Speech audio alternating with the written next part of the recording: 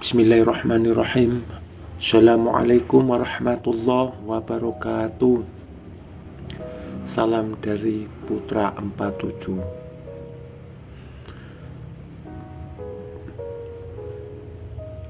Allah sudah memberitahu, wa huwa ma'akum aina ma kuntum, di mana kamu di situ aku. Quran surat Al-Hadid ayat 4.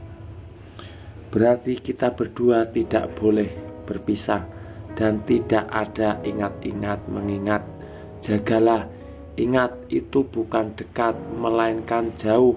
Bahkan Tuhan menjelaskan lagi, kita berdua ini tidak ada antara. Kalau urat lehermu tidak dekat dengan kamu, aku lebih dekat lagi dengan kamu. Berarti kamu dengan aku dengan kamu itu sudah esa, satu, bukan bersatu, bukan menyatu, melainkan satu, tidak ada antara lagi. Pahamilah hikmah ini dan selidikilah pengertian satu ini. Aku selalu mengingatkan jasad, tetapi kebanyakan jasad berkehendak terus dengan nafsu. Tapi aku menghendaki aku dengan jasadku tidak berpisah. Jasad saja yang suka bercerai denganku karena jasad mengikuti kehendak nafsu, bukannya dengan kehendak rohani. Maha ruang itu kiblat makomi. Kosong yang kita pandang ini sifat. Kalau yang di maha ruang tidak ada sifat, hanya zat mutlak semata-mata.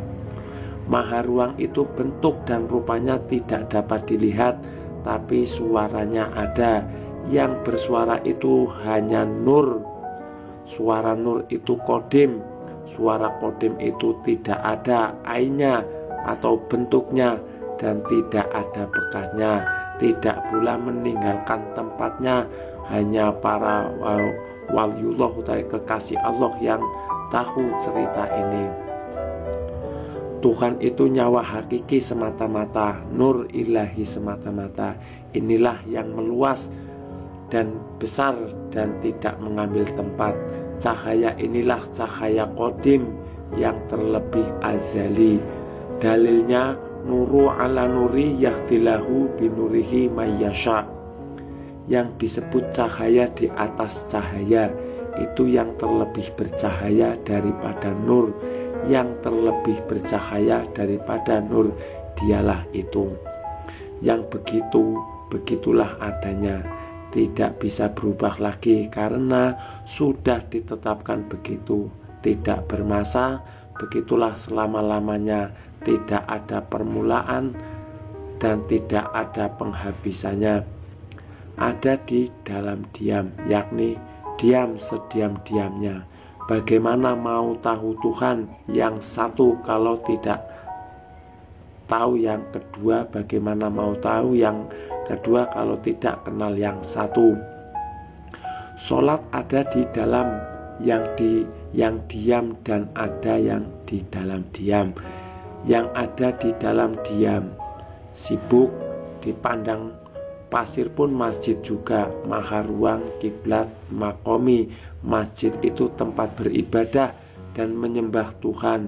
Sebelum ada makhluk dijadikannya dulu cahayanya atau cahaya dirinya atau nur ilahi, zat mutlak sebagai kosong atau maha ruang yang menjadi tempat bagi sekalian makhluk. Tentulah tempat beribadah pertama itu tubuhnya. Inilah juga penjelasan tentang yang kesatu dan yang kedua. Maksud pembicaraan ini mengarah pada skema penciptaan di antara Tuhan dan hamba. Orang yang tidak pernah tafakur, tulangnya lembut semua karena Tuhan itu tidak ada lemahnya. Sholat itu tafakur juga. Dinamakan tafakur itu hanya sebentar saja. Sholat itu sunatul rasul. Kalau tafakur berilmu tinggi, orang yang tidak pernah bertafakur seumur hidup jahil, murokab, jahil pada dirinya sendiri dan pada Tuhannya. Tidak ada yang mengetahui Tuhan melainkan Tuhan sendiri atau ruh yang suci atau Ruh Kudus. Ruh suci tetap ada di Mekah atau di rumah Allah atau Baitullah Nur. Kalau dia meninggalkan tempatnya, bisa tidur kita. Tuhan hakiki dari dada sampai maha ruang, yang mengenal Roh Kudus hanya Adam. Tafakur majati itu dirasakannya yang diam di tengah hati. Tafakur hakiki tidak dirasakan semua. Ini dinamai Zohirul Robi wal Batinu Abdi. Yang majati itu rahasia Allah, bersifat kosong sekosong-kosongnya. Yang utama dipakai tafakur hakiki. Ketika sholat, takbirlah panjangnya 3 alif atau 3 harokat. Kemudian tafakur hakikilah.